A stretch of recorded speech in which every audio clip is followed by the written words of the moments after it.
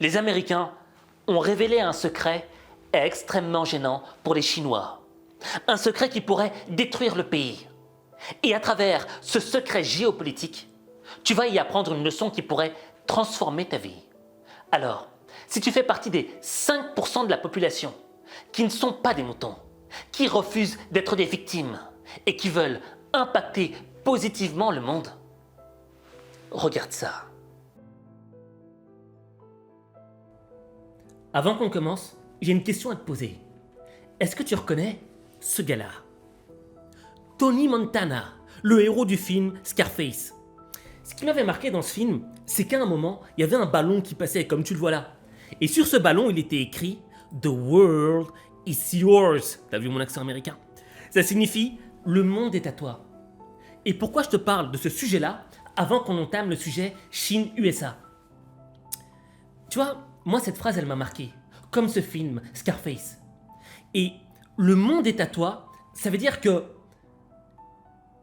t'as compris quelque chose dans ce monde que les autres n'ont pas compris. Tony Montana, à un moment, le monde était à lui. Pourquoi? Parce qu'il avait compris quelque chose que les autres n'avaient pas compris. Et c'était quoi cette chose? S'imposer.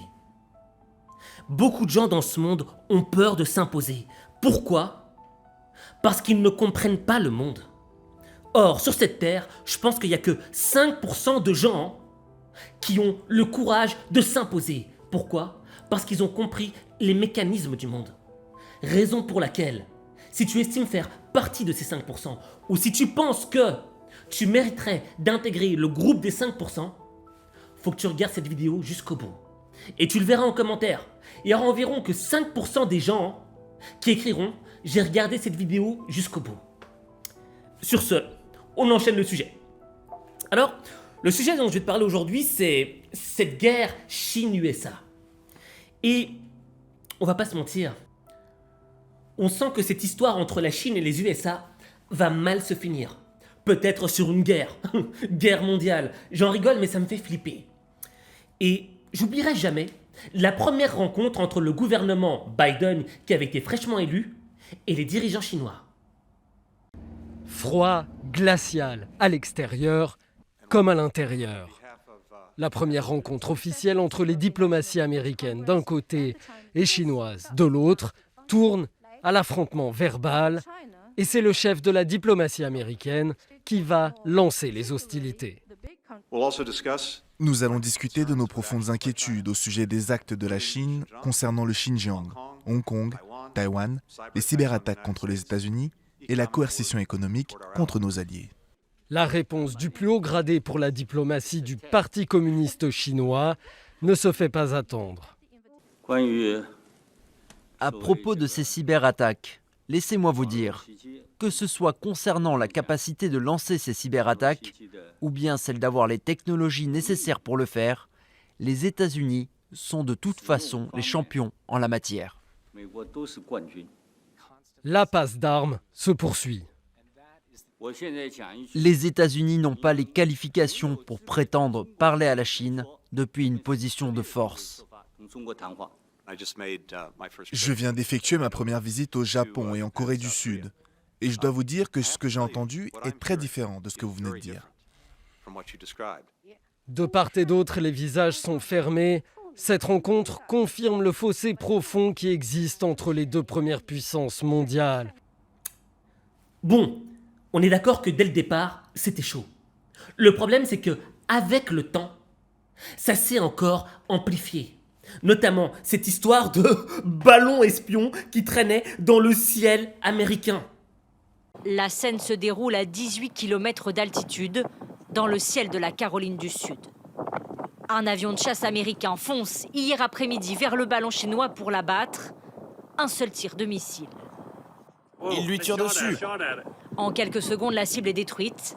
Ils lui ont tiré dessus. Ils lui ont tiré dessus. Sous les applaudissements des habitants. Sur ces images, on peut voir le ballon de la taille de 3 bus scolaires exploser instantanément. Détruit par un F-22 américain de ce type. Le son, lui, ne parvient aux habitants que quelques secondes plus tard. T'as entendu? Une grosse explosion. Ça a fait trembler la maison. Le ballon chinois est entré dans l'espace aérien américain le 28 janvier. Une simple sonde météorologique selon Pékin, un ballon espion pour Washington. L'appareil a survolé le Montana où se trouvent plusieurs sites sensibles dont des silos à missiles nucléaires. Mais les États-Unis ont attendu qu'il se trouve en mer près de la Caroline du Sud pour pouvoir le détruire. Bon, c'est vrai que là, ça sent mauvais. Que ce soit côté chinois ou côté américain, on sent que les deux se mettent des bâtons dans les roues pour déstabiliser l'autre. Mais ce matin, j'ai découvert que les Américains avaient dévoilé un secret. Un secret que je nomme secret nucléaire. Pourquoi ? Parce que c'est un secret qui pourrait, tout bonnement, détruire le gouvernement chinois. Aziz, tu exagères. Détruire le gouvernement chinois, où tu vas ? Je sais. J'ai tendance souvent à exagérer les choses. Mais là, pour le coup, quand tu vas comprendre tout le mécanisme de pensée qu'il y a derrière ça, tu vas te dire, mais bien sûr. Je sais pas si tu te rappelles de la période la plus sombre de notre histoire, que l'on a vécue, toi et moi. Si. Rappelle-toi de cette période-là. Est-ce que ça t'évoque rien ? Est-ce que ça ne t'évoque pas une période où on était censé mettre des masques, mais il n'y en avait plus ? Alors il y avait des gens qui avaient innové. Bon, je ne vais pas me moquer d'eux. Le problème, il est où ? C'est que dans cette période que j'appelle conne, on a vu comment un virus, quelque chose qui est invisible à l'œil nu, a pu déstabiliser le monde. Et c'est là que tu prends conscience de la fragilité de nos gouvernements. Parce que les gouvernements ne savaient pas quoi faire. Ils étaient perdus. Attends, les gens se battaient pour avoir un masque. Raison pour laquelle il y a des gars qui ont innové, tu vois. Alors, je me moque, mais moi, à cette période-là, je me souviens, j'avais pris un t-shirt. Bon, bref, la honte, quoi. Mais bon, on était tellement occupés à vouloir se protéger que il y avait une question qu'on avait éludée. On savait que la pandémie avait commencé en Chine. Et on avait commencé à se poser des questions sur les origines de ce virus. Et bien sûr, on nous avait dit quoi ? Bah écoutez, c'est simple, ce virus est d'origine animale. Le pangolin, la chauve-souris, bref, rien à voir. Pourtant, ça a commencé près d'un laboratoire qui, justement, manipule les coronavirus. Et pour, on va dire, détruire toutes les théories du complot qui diraient que le virus se serait échappé d'un laboratoire, on a envoyé une équipe de l'OMS pour enquêter. Ces experts de l'OMS sont en grande partie dans ce laboratoire pour tester cette théorie de l'accident de laboratoire, de la fuite accidentelle du coronavirus de ce laboratoire de Wuhan. Une théorie extrêmement controversée qui a été largement mise en avant par l'administration Trump, avec des médias américains qui ont cité des sources de renseignement américains expliquant qu'il y avait des sécurités, des failles dans le protocole de sécurité dans ce laboratoire, ou bien le département d'État américain qui a publié un communiqué expliquant qu'ils avaient des raisons de croire que certains des chercheurs de ce laboratoire étaient tombés malades à l'automne 2019. Alors toutes ces accusations sont refutées par le côté chinois, et la vice-directrice de ce laboratoire, une experte en coronavirus, a testé la théorie en comparant les séquences génétiques des virus qui étaient étudiés dans ce laboratoire avec ceux du Covid-19. Ils sont bien différents. En tout cas, ces experts de l'OMS qui sont rentrés ce mercredi dans le laboratoire en expliquant aux médias qu'ils comptaient poser toutes les questions qui doivent être posées. Jusqu'à présent, ils ont aussi expliqué que tous leurs échanges avec leurs homologues chinois, avec leurs sources chinoises, étaient libres et transparentes. Alors cela, malgré tout, la Chine a toujours cette capacité à mettre de la pression sur des sources, qui est quelque chose qui arrive régulièrement en Chine. Alors voilà, c'est les experts de l'OMS qui sont là pour tester cette théorie, une théorie parmi beaucoup d'autres et qui est largement refutée par de grandes parties de la communauté scientifique mondiale, mais qui vaut la peine d'être explorée selon l'OMS. D'ailleurs, il y a un passif pour ce genre d'accident en Chine. En 2003, lors de l'épidémie du SRAS, un des foyers d'infection à Pékin avait été commencé par un accident de laboratoire. Conclusion de l'enquête, le virus n'est pas sorti d'un laboratoire. Alright, je prends, j'ai l'habitude de tout manger, tout ce que les médias me donnent. Mais quand je mangeais, ce qu'on me donnait, il y avait un goût amer. Il y avait un truc qui bloquait comme ça dans ma bouche. Parce que je repensais à un gars qui m'avait fait douter sur cette théorie complotiste. Et ce gars, c'est cet homme-là. Est-ce que tu le connais? Cet homme s'appelle Luc Montagnier. Et dès les premières semaines de confinement, voici ce qu'il avait dit à propos de ce virus. Alors, ce qui m'intéresse ce matin, c'est que vous travaillez en ce moment sur le virus. Je travaille, mais pas forcément au labo, puisque on travaille sur ordinateur avec un collègue, et puis c'est tout. On n'a pas d'expérience, on peut dire, mais l'expérience vient de la maladie elle-même, de toutes les mesures qui sont faites actuellement dans les laboratoires sur les patients. Et vous êtes arrivé à certaines conclusions. Alors, nous sommes arrivés à la conclusion qu'effectivement, il y avait eu une manipulation au sujet de ce virus. C'est-à-dire?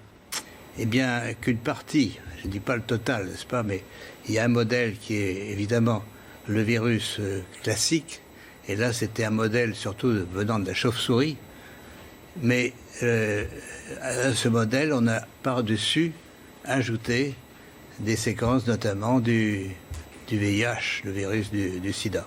Mais quand vous dites « on a ajouté », qui a ajouté? Moi, je ne sais pas. Mais c'est pas naturel, c'est ce que vous voulez dire? Non, ce n'est pas naturel. C'était un travail de professionnel, un travail de biologiste moléculaire.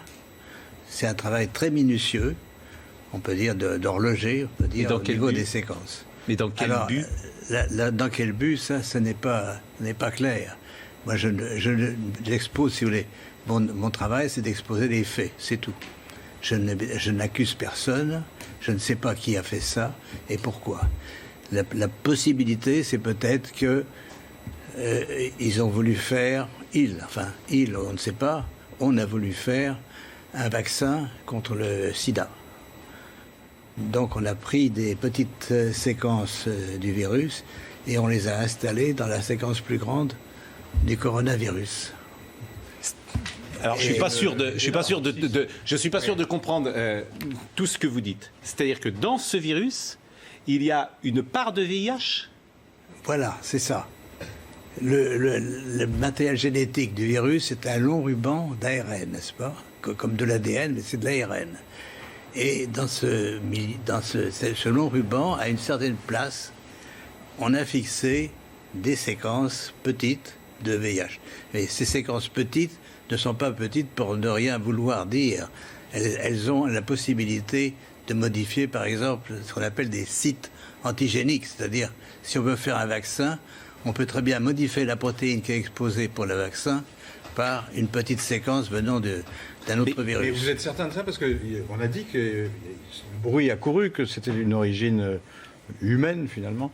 Et ça a été ensuite réfuté par la plupart des autorités scientifiques, quand même. Il y a quand même une volonté d'étouffement, si vous voulez.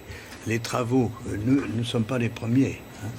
Un groupe de chercheurs indiens, très, très renommés, avait publié la même chose. On les a forcés à rétracter. Et on les a forcés comment? C'est-à-dire, c'est annulé. Il y a, si vous regardez leur publication, vous avez une grande bande annulée parce que... Mais ce que vous dites là, la plupart des scientifiques disent le contraire, quand même. De moins en moins. De moins en moins. Si vous voulez, ceci est arrivé c'est au début de cette année et on voit de plus en plus de travaux qui suggèrent, mais moi je suis, on peut dire, hors d'âge. Je suis prix Nobel et je peux travailler librement. J'ai donc aucune pression sur moi qui peut agir. Alors, évidemment, là, le mec a jeté une pierre dans la soupe, quoi. C'était juste incroyable. Et quand je l'avais entendu, je m'étais dit, attends, c'est un prix Nobel de médecine, le gars. C'est pas n'importe qui. Donc, s'il dit ça, c'est que il y a des possibilités que ce soit vrai.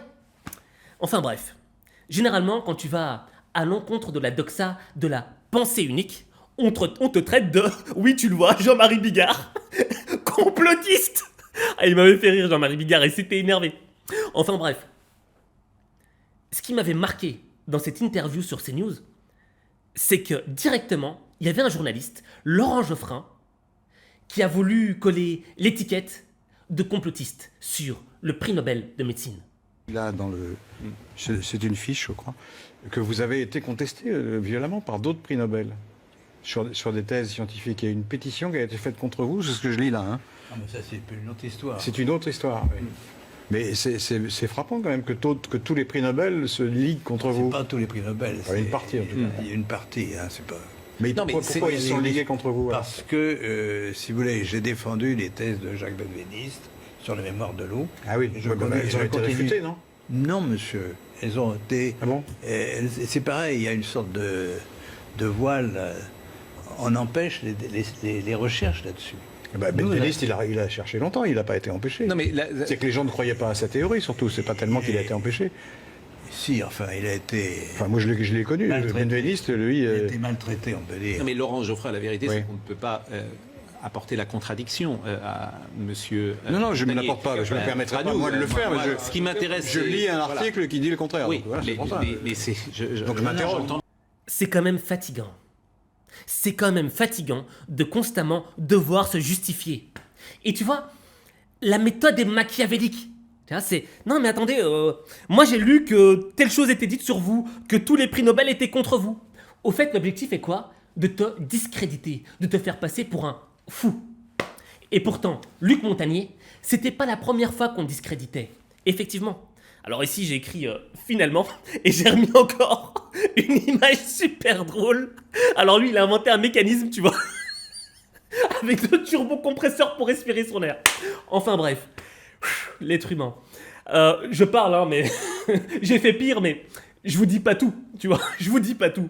Enfin bref, Luc Montagnier, ce pauvre homme est mort.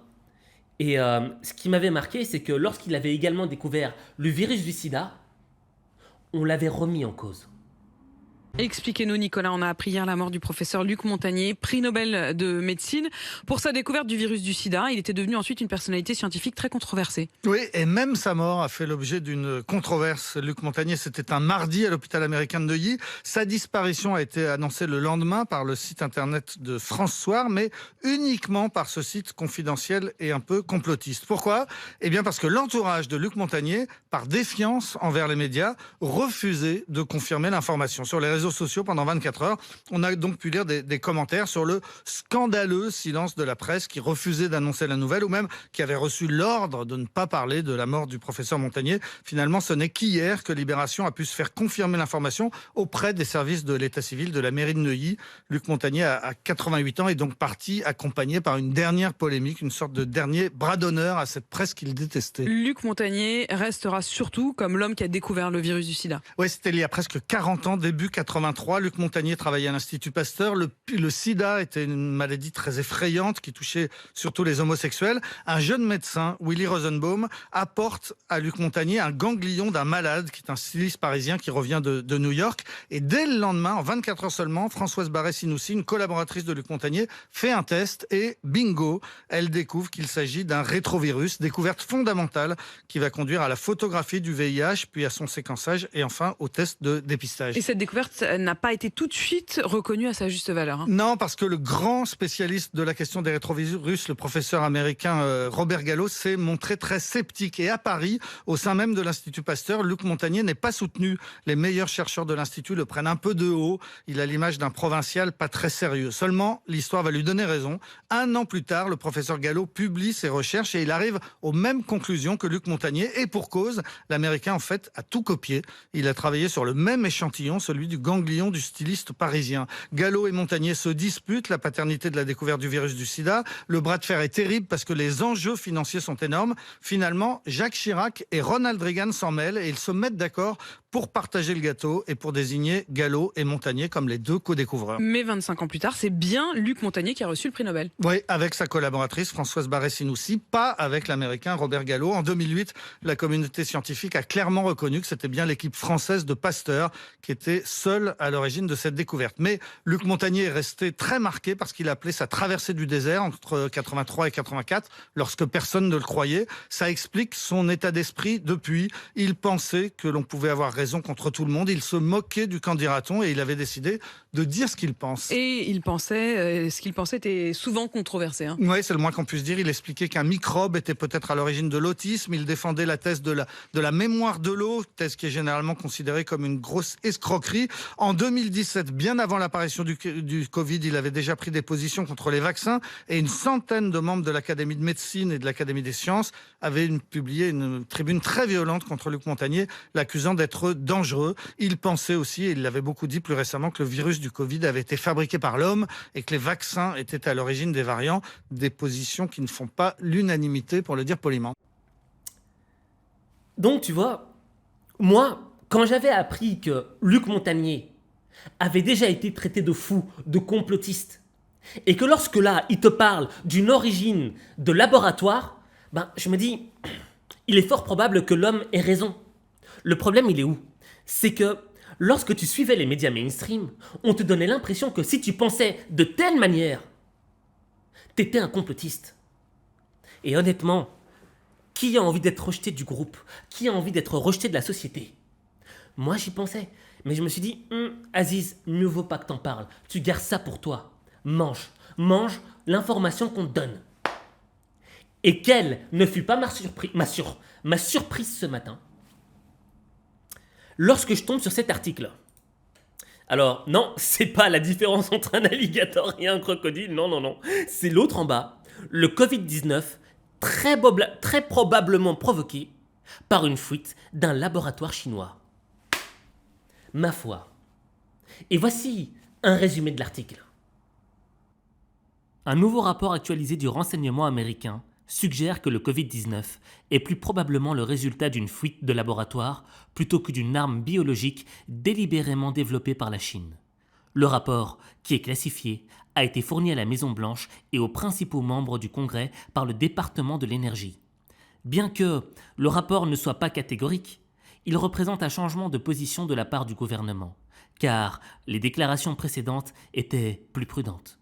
Le nouveau rapport est basé sur de nouvelles informations, une étude plus approfondie des travaux universitaires et la consultation d'experts extérieurs au gouvernement. Les détails exacts de ces nouvelles informations restent classifiés, et il y a encore des opinions divergentes au sein de la communauté du renseignement sur les origines de la pandémie. Certaines personnes le savaient depuis le début, mais n'ont pas voulu l'étaler sur la place publique. C'est chaud, très chaud. Pourquoi? Parce que si mondialement on confirmait que ce C19 sortait d'un labo chinois, ben la première question qui se poserait, puisqu'on est dans un monde capitaliste, la question du dédommagement. Faudrait rembourser toute la planète. Faudrait que la Chine rembourse toute la planète.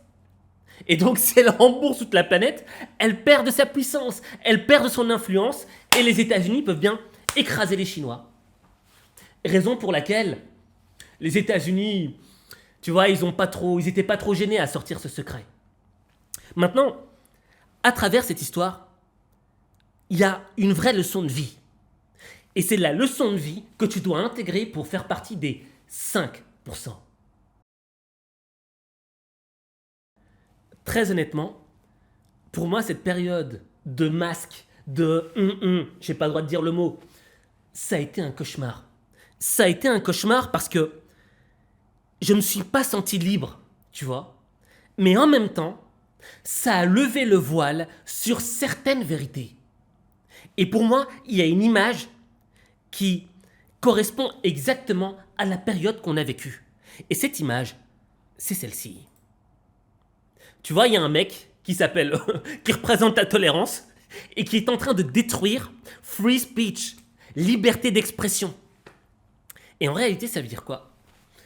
On a vu pendant cette période qu'il y avait une pensée unique, une pensée dogmatique qu'il fallait respecter, qu'il fallait suivre, qui souvent était en contradiction avec la vérité. Et le truc, c'est que la pensée unique, c'est quoi? C'est quelque chose de facile.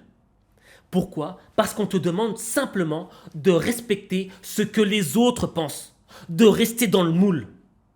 Tandis que la vérité, c'est quelque chose d'extrêmement difficile. Parce que tu prends le risque d'être rejeté, d'être détesté, d'être mis au pilori et qu'on se moque de toi. La vérité, c'est difficile à assumer. Et tu vois, tout à l'heure, je t'avais parlé de Jean-Marie Bigard, là, qui s'énervait. Et en réalité, Jean-Marie Bigard, dans cette émission où il s'était énervé, il avait énoncé une vérité. Vous n'avez pas peur parfois de vous cramer, vous divisez forcément. Vous allez sur des terrains qui ne sont pas forcément conquis. Bien sûr qu'il faut être sur la tangente, sur le fil du rasoir. Je voudrais revenir sur un mot, quand on dit, c'est la fameuse théorie du complot, là. Il faut arrêter, quoi, avec ce mot, quoi. Faudrait le bannir. Hein, c'est un complotiste. C'est ce qu'on a dit de vous. Qui est un complotiste? S'il y a un an, on se parle ensemble, je dis, tu sais, Déborah, tu sais ce qui va se passer pour nous? On va être obligé de se signer un papier pour sortir de chez soi. Tu sais quoi? On sera interdit d'acheter quoi que ce soit, il y aura un couvre-feu.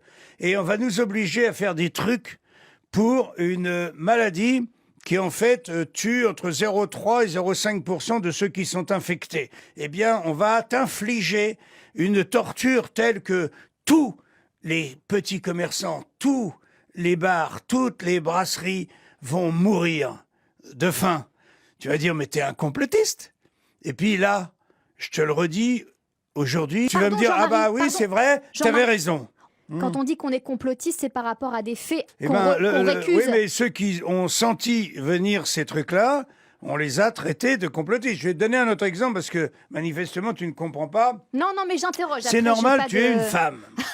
Je ne t'en veux pas. Hein. C'est facile. Déjà, donner un autre exemple. Il y a un mec qui tout d'un coup, contre tous les scientifiques de l'époque, a dit « Je pense que la Terre, en fait, elle n'est pas plate.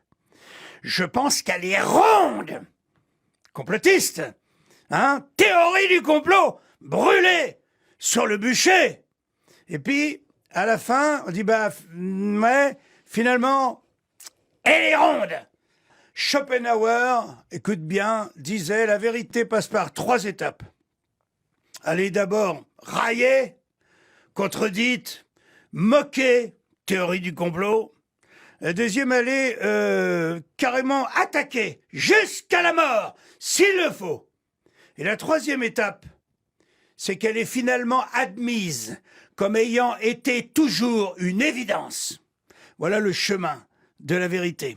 Simplement, par exemple, quand je parle, si je suis un conspirationniste, quand je dis que nos gouvernants ont fait tout et leur contraire, quand les scientifiques, à chaque fois je fais un petit geste, nous disent « il ne faut pas porter de masque, c'est dangereux ».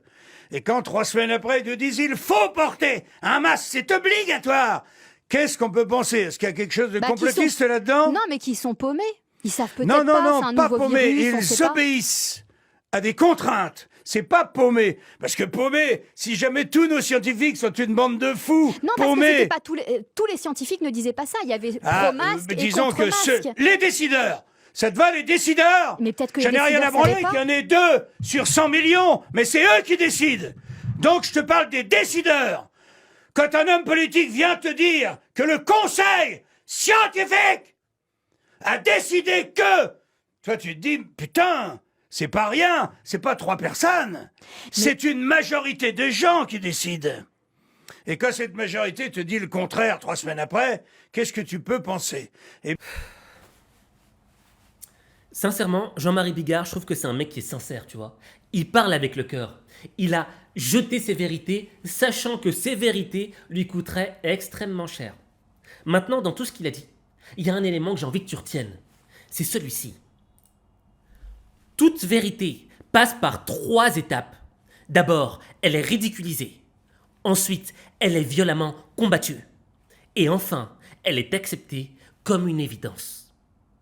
Et tu vois, dans cette histoire de C-19, on a vu qu'au début, quand tu disais que ça sortait d'un labo, complotiste, tu es fou. Ensuite, on a combattu cette idée. Et aujourd'hui, c'est une évidence. Même le journal du Figaro, qui est un journal qui a pignon sur rue, le dit. Donc tu vois, la vérité, selon moi, elle a différentes temporalités. Et c'est ce que dit cette phrase. Au début, t'es un dingue, après, on va essayer de te kill, mais après, on l'acceptera. Raison pour laquelle la vérité est un élément dangereux. Mais maintenant, j'aimerais que cet aspect de vérité, tu l'utilises dans ta propre existence pour faire partie des 5%. 5! Tu connais ce mec-là? Je te pose tout le temps des questions, c'est ouf. Hein. Mais allez, ce mec-là, est-ce que tu le reconnais? Qui tient une Coupe du Monde dans ses mains. Cet homme-là s'appelle Aimé Jacquet. C'était le coach de l'équipe de France qui a remporté la Coupe du Monde en 1998. Ce gars-là, avant de jouer la Coupe du Monde avec ses joueurs, il était critiqué partout, dans tous les médias. On disait, mais on peut rien faire avec un tel coach, il n'a pas le niveau, il vaut rien. Pourtant, lui disait, non, on peut le faire, on peut remporter cette Coupe du Monde. Jusqu'au jour où il l'a remporté et finalement, c'est devenu une évidence. Mais oui, bien sûr qu'il en est capable. Et en réalité, dans nos vies, on va tous passer par cette étape de vérité. La zone de turbulence. Une zone qui va nous challenger et nous dire, est-ce que tu te bats pour la vérité ou est-ce que tu vas suivre la pensée unique et te soumettre? Tu vois, moi, j'ai fait des études d'ingénieur. J'ai été diplômé comme ingénieur. J'ai travaillé comme ingénieur. Mais j'étais pas en accord avec moi-même. C'était pas vraiment ce que je voulais faire. Tu vois? Et donc un jour, j'ai décidé de quitter ce job. Je savais pas exactement ce que je voulais faire. J'étais perdu. Mais je savais que c'était pas ça ma passion. Je savais que j'avais un talent, un potentiel que je pouvais faire exploser dans un autre domaine. Et donc j'ai essayé plein de trucs, j'ai eu des échecs. Et finalement, j'ai trouvé le truc que j'adore, la motivation. Et avec le temps, ça a commencé à marcher, ça a commencé à porter ses fruits. Mais au départ, tout le monde se foutait de ma gueule. Tous les gens disaient, mais regarde, ce mec-là, il était ingénieur. Et regarde, il fait des vidéos ridicules sur YouTube, où il crie. Honnêtement, ça me blessait, ça me touchait. Ça me rendait triste. Mais la vérité, c'est que je savais quelle était la vérité. La vérité qui parlait dans mon cœur me disait, Aziz, c'est ça qui te plaît, c'est ça qui met le fuego dans ton cœur. Continue, continue. Tu t'en fous du succès, tu t'en fous de ce que les autres disent. Fais simplement ce que ton cœur te dit. Et aujourd'hui, j'ai aucun regret. Et beaucoup qui rigolaient de moi aujourd'hui me serrent la main et disent « Waouh, t'es extraordinaire comme mec !» Enfin bref. Tu vois, je pense qu'il y a une chose qu'on ne nous a pas appris à l'école. Raison pour laquelle les 95% se foutent souvent de la gueule des 5%. Cette chose qu'on ne nous a pas appris à l'école, c'est quoi? Aware. Est-ce que tu te souviens de la vidéo de Jean-Claude Van Damme où il disait « Faut être aware, aware », tu vois? Et dans plein d'émissions en France, on se foutait de sa gueule. On passait ce truc dans les bêtisiers. Aware, aware. Les gens se foutaient de lui. Pourtant, il avait totalement raison. Et pour moi, le aware, c'est surtout ce qu'il va dire là. Le meilleur conseil que je puisse donner à quelqu'un pour réussir dans le monde du cinéma, c'est de ne pas écouter les bruits du monde et écouter le silence de l'âme. C'est-à-dire, tous les gens te diront dans la vie, c'est impossible, t'es trop loin, c'est pas faisable, c'est trop dur. Ça, c'est les bruits du monde. Mais les gens n'écoutent jamais le silence, qui est un son de l'âme, c'est-à-dire de se remettre sur soi-même, à l'intérieur de soi-même, et de réaliser, de demander à soi-même ce qu'on veut faire dans la vie. que ce soit d'un jardinier, un pilote d'avion ou, tu sais, n'importe quoi, mais d'être heureux. Et quand on a la réponse, elle viendra automatiquement, c'est de suivre ce silence. Et c'est ça que j'ai suivi. Et là, j'ai un peu le temps de m'expliquer, donc les gens l'auront compris un peu mieux, parce que parfois, quand je vais en TV et que j'explique comme ça à la va-vite, ils croient que je suis un peu, tu sais. Mais il faut écouter cette âme. Et c'est ça qui m'a fait réussir. Pour moi, c'est ça, être aware. C'est être capable de se couper des bruits du monde pour se recentrer sur soi, pour s'écouter. Et quand moi j'ai appliqué ce que Jean-Claude Van Damme a dit là, ça m'a permis d'avancer, de trouver la force, tu vois. Quand on se foutait de ma gueule, quand on me disait « mais tu fais n'importe quoi, va retravailler comme un ingénieur, repars faire ce taf », je me coupais des bruits du monde. Et je me disais « non, je dois m'écouter moi, qu'est-ce que je me dis à l'intérieur ?» C'est difficile hein, de s'écouter soi, mais c'est un travail. Mais aujourd'hui, il est encore plus difficile d'écouter cette voix intérieure. Pourquoi ? Parce qu'elle est soumise à des parasites.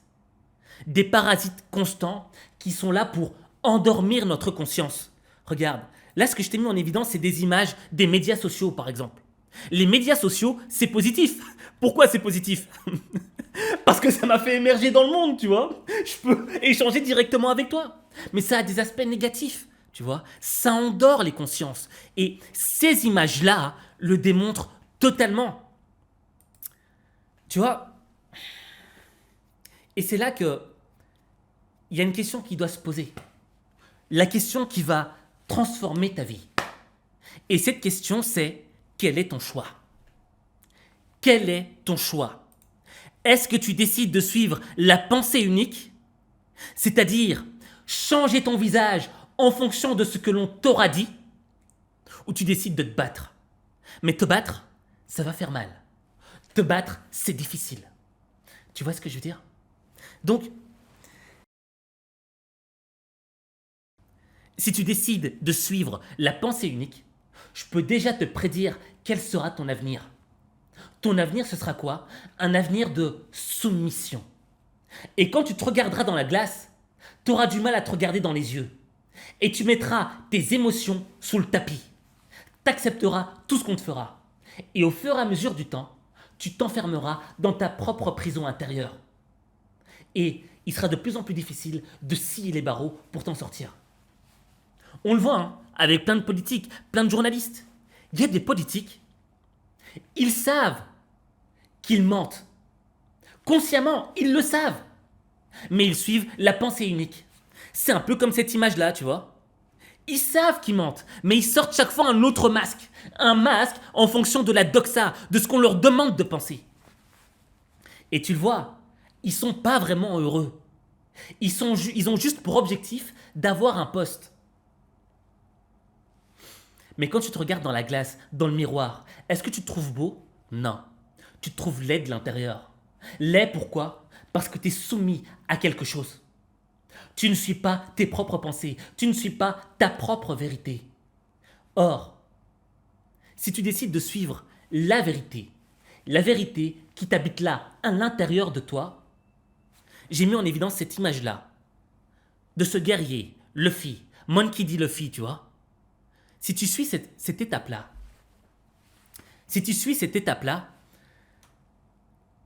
tu vas en baver. Honnêtement, tu vas en baver. Ça va être dur de voir les gens qui sont autour de toi te remettre en question. Ça va être dur de douter de toi-même, de tes propres capacités. Mais si tu le fais, tu transformeras ta vie. Mais transformer ta vie, il n'y a que toi qui peux le faire. Il n'y a que toi.